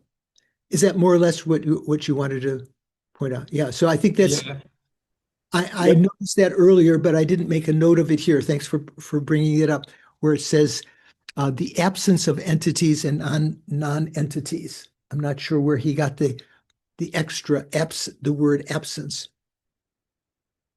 Okay, so the next stanza, 115, says,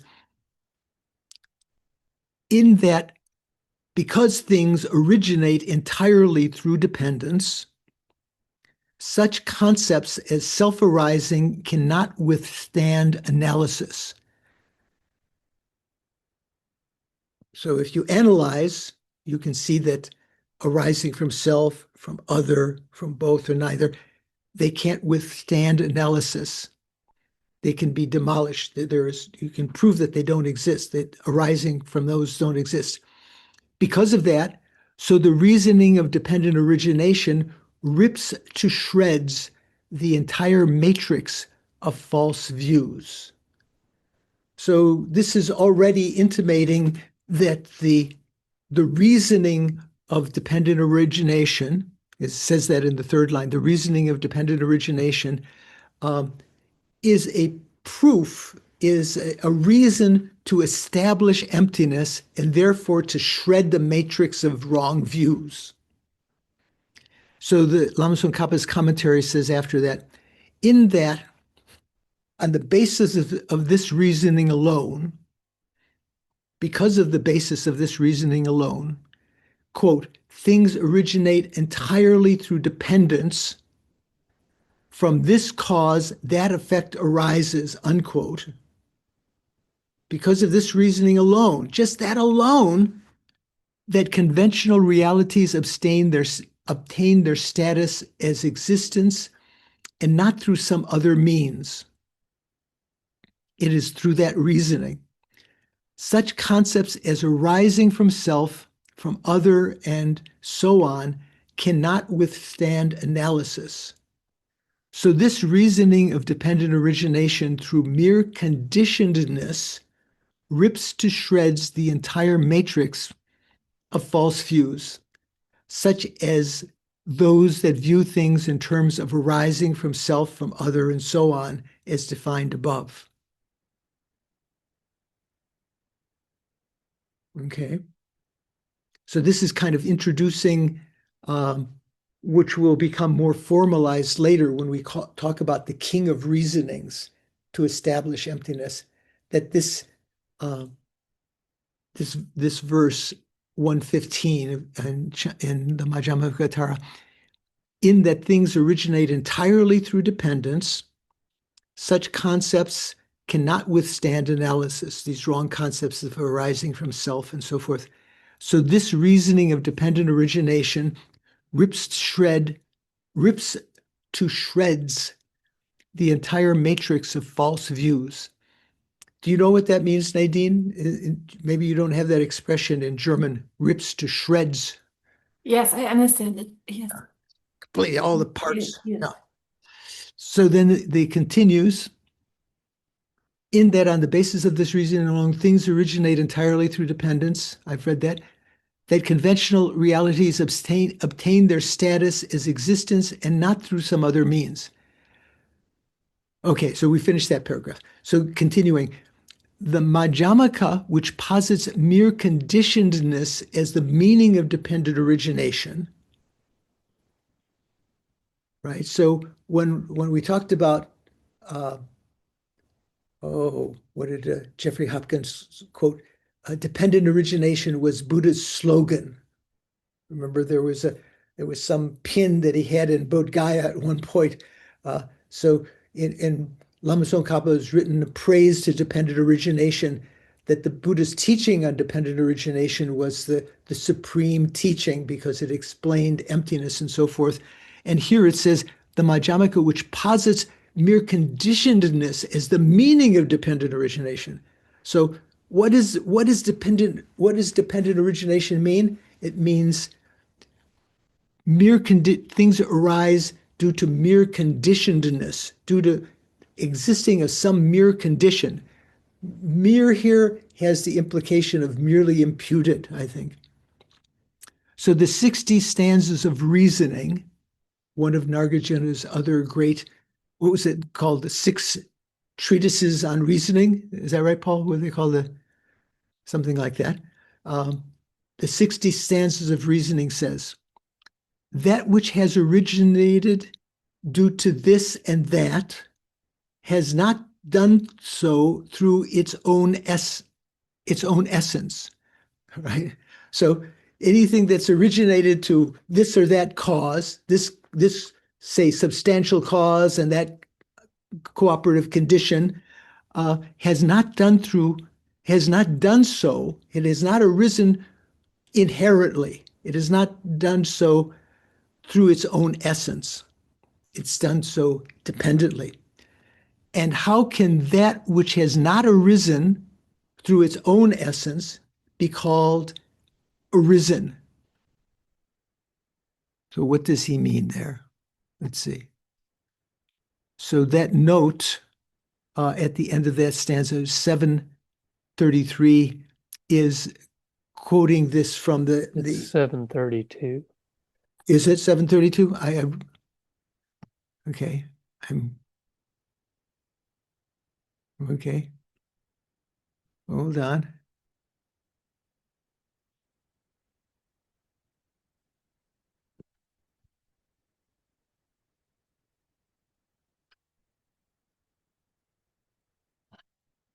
Right. Okay. I'm reading the wrong note there. So 732. So what does that say?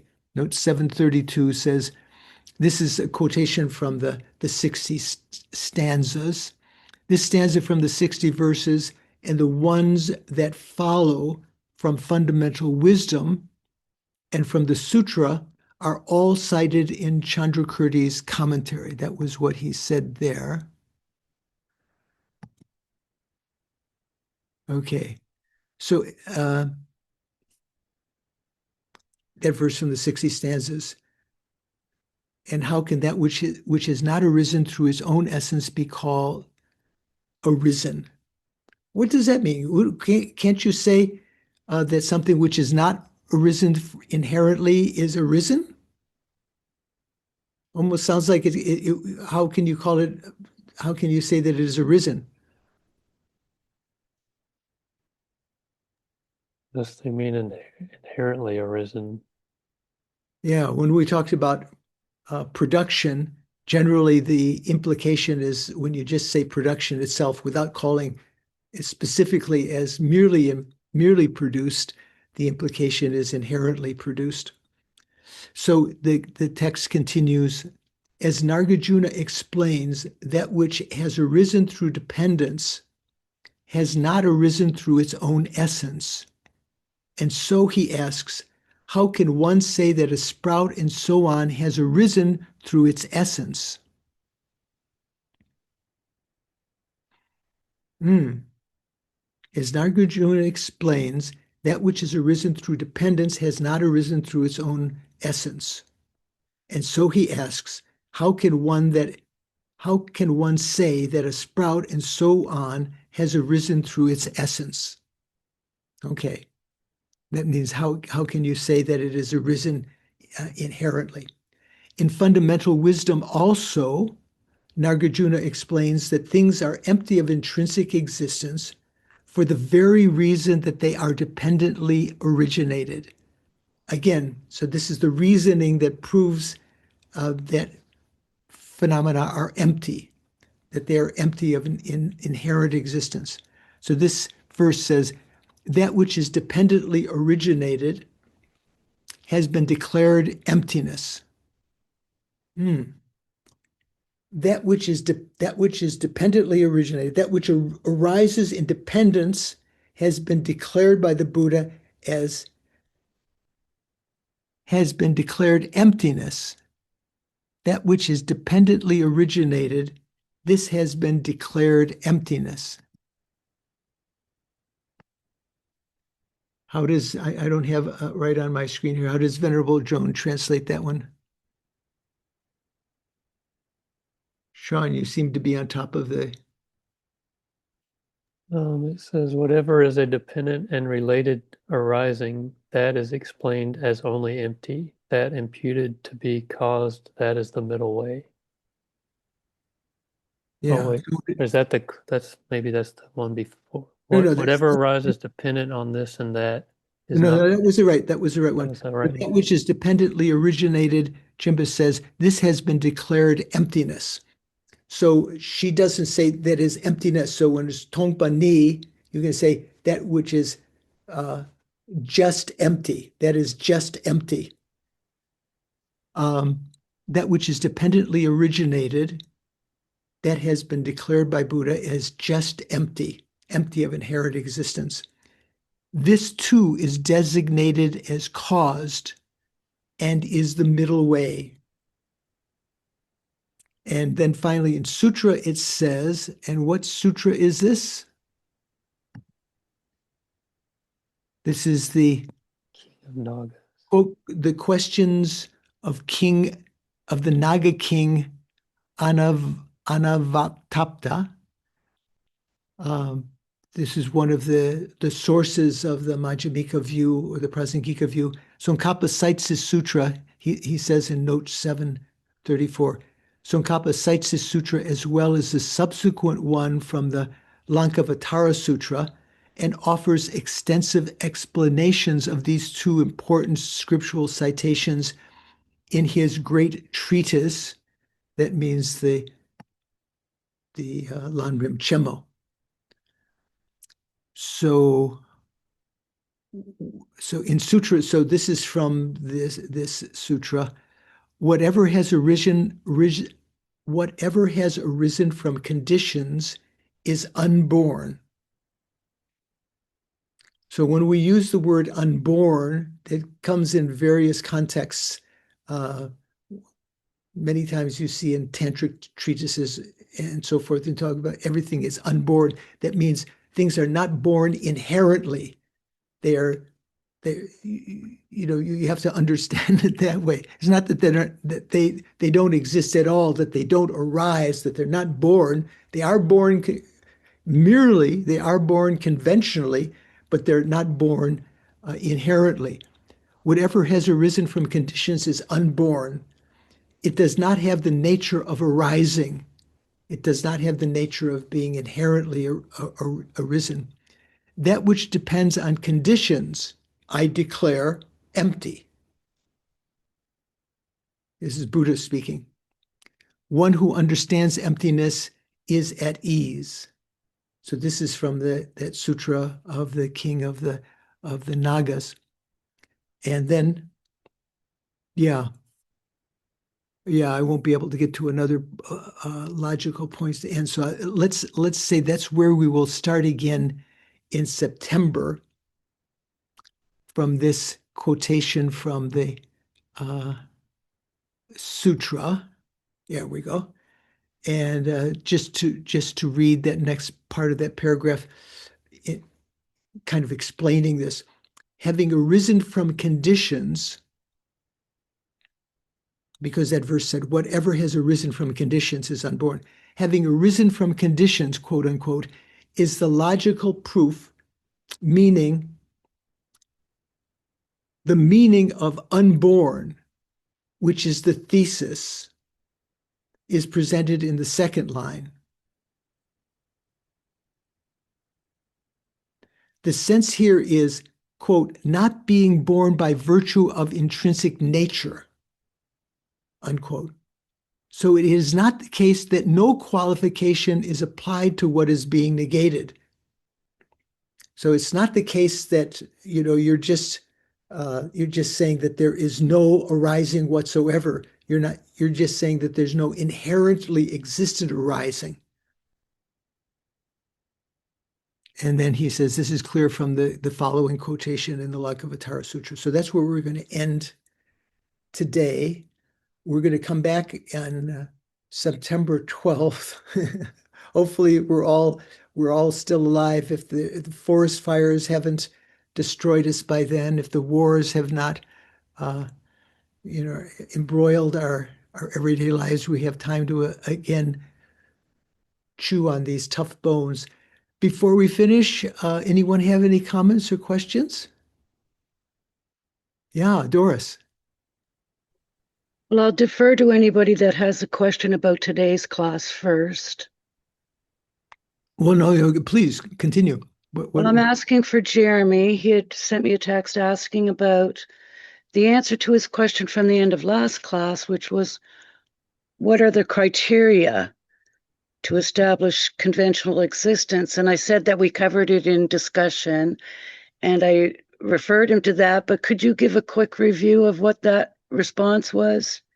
Right. So I will ask Mikhail.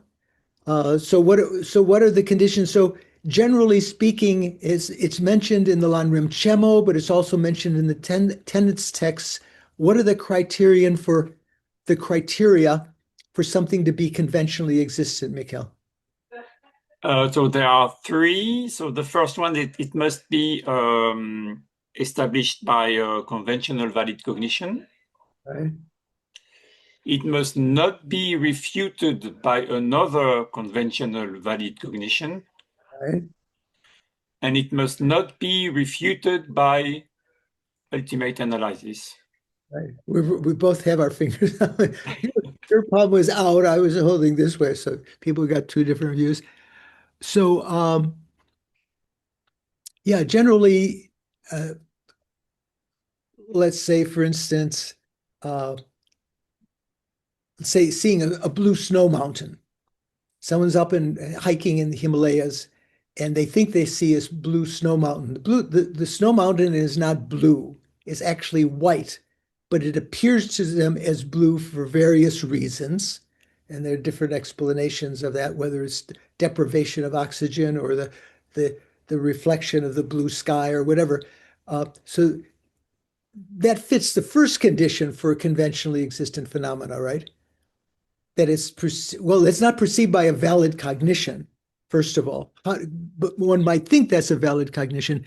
Secondly, it is refuted by another valid cognition, such as the other climbers who are not affected by that source of error in seeing. They see the blue snow mountain. They see the snow mountain as white. Okay, so just because one perception, which you think is valid, perceives something, if it's invalidated by another valid direct perception, that invalidates it as being conventionally existent. Okay, so yeah, so we're going to try to dedicate our merits, our virtues that we've created in these many weeks. Hopefully, we will continue in September. So, due to these virtues, may I quickly become a Guru Buddha, and as a result of that, lead all beings without exception into that very same state. May the supreme precious bodhicitta that has not arisen arise and grow due to these merits, both in my mind and the mind of others. That which is not there, may it grow. And that which has arisen already in my mind and the mind of others, whatever bodhicitta there is, may it not diminish due to these merits, but may it increase evermore. And for the quick return of the appearance of Lama Zopa Rinpoche, peerless teacher and assembly of children of the victorious ones, Shravakas, Pratika Buddhas, victorious Losang father and sons together with your lineage, all the objects of refuge of the infinite realms, please bestow the virtue and goodness to accomplish this prayer. Please bestow that here and now. In upholding and spreading the Muni's precious and complete teachings through explanation and practice, you, Lama Zopa, wore the armor of patience that is never discouraged. Incomparable, venerable Guru, to you I make request. Sole gateway through which all benefit and happiness emerge, while striving exclusively for the welfare of the victorious one's teachings and for the welfare of mother living beings, you suddenly departed to peace. You passed away, at which point I lost hope. Nevertheless, through the undeceiving truths. So this is calling upon the power of truth. Through the undeceiving truths of the oceanic blessings of the triple gem and the undeceiving truth of the great waves of bodhicitta, of the bodhisattvas, the fact that bodhisattvas have great waves of bodhicitta, may the smile of a new reincarnation swiftly beam in glory for us fortunate disciples. And then finally, you who are my eyes for viewing all the infinite scriptures, supreme gateways for the fortunate ones traveling to liberation, engaging with skillful means moved by mercy, illuminating spiritual friends, I make this request. Please live long and stable lives. So I've heard recently that His Holiness the Dalai Lama has said that his latest prognostications were what would he live to? 100 and what? 130. 130. Some one of his oracles or something said. So that's optimistic. Wouldn't that be fantastic? And His Holiness could manifest that in the world, and to live that long. But I've seen in other situations, some of the other oracles said 108 or something like that. So, but anyway, he is 91 now. So hopefully we will be able to see him for many years. So please enjoy your vacations. Hopefully it will not be, it will be enjoyable. It will be vacation. We will return September 14th. Look forward to seeing you then. Keep your minds practicing the mind training, alternating between generating the conventional bodhicitta and ultimate bodhicitta. You can see all of the events of your life as teachings about that, that I need to have more conventional bodhicitta. And then you have to look at the causes of that, why I don't have yet bodhicitta. And dealing with other situations, understanding emptiness, and then realizing that I don't have all the causes to realize emptiness yet, the logic, the correct, recognition of the object of negation and so forth. So try to apply those in everyday life. Look forward to seeing you in September. Take care. Thank you Thank you, Venerable George. Thank you very much. Thank Thank you. you, Happy Venerable birthday.